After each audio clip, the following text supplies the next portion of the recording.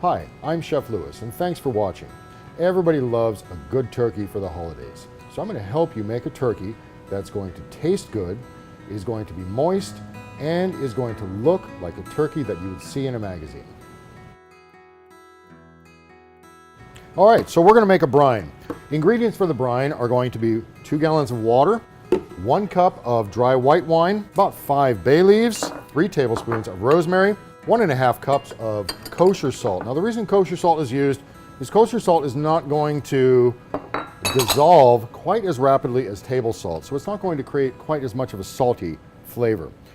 1.5 cups of brown sugar, light brown sugar. And brown sugar is kind of unique in the fact that it's the only ingredient that is actually measured by packed amounts rather than loosely. And we're going to use some garlic. We're going to cut the garlic in half to allow the flavor to be extracted. This goes into the stock pot. And then we're going to be adding in some orange rind and some black peppercorns.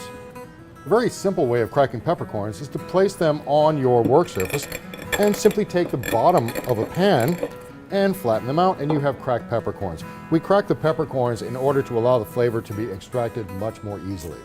When you're cutting the rind off the orange, try to avoid getting as much white as possible. That's called the pith, and it has a tendency sometimes to be a little bit on the bitter side.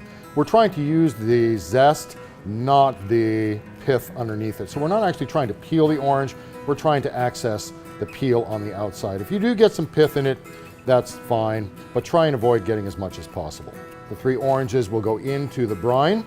Now that we have all of our ingredients ready to go for the brine, we're going to put this on the stove and we're going to bring this up to a boil. Now this will come up to a boil and we'll allow it to simmer for about 10 minutes. This way it allows all of the flavors to infuse together. Once it's been brought up to a boil and simmered, we're going to cool this down before we place the turkey in the brine. We don't want the turkey to actually cook in the hot brine. And while this is heating up, we're going to move on to processing the turkey. Okay, so our brine is heating up right now.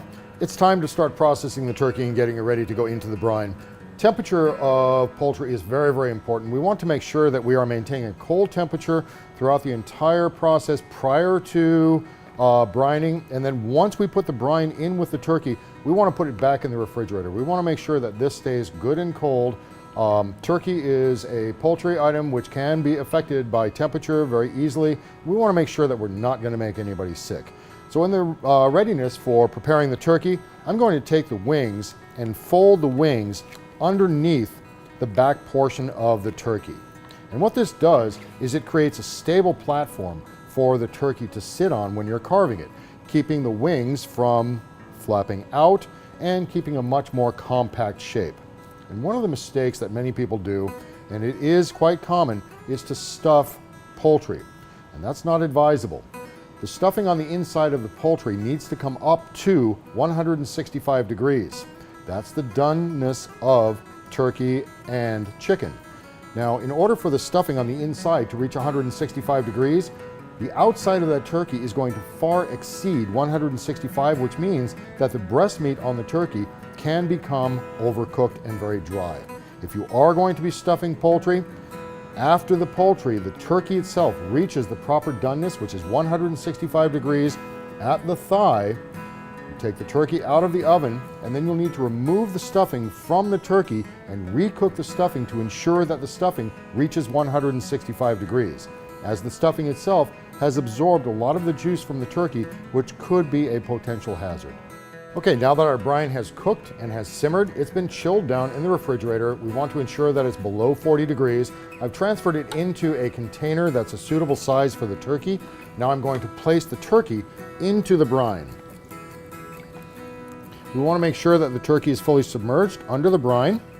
And once we've done that, we're going to cover it over with some aluminum foil to ensure that we are not transferring any type of odors or anything is falling into the brine when this is going into the refrigerator. This needs to now refrigerate for 24 hours, at which point we'll take it out and cook the turkey.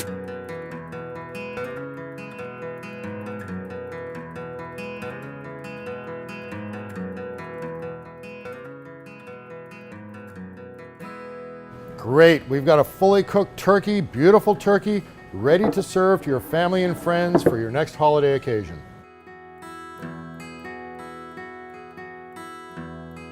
Hopefully you all learned from that video proper methods for cooking a turkey and preparing a turkey that you and your guests will love.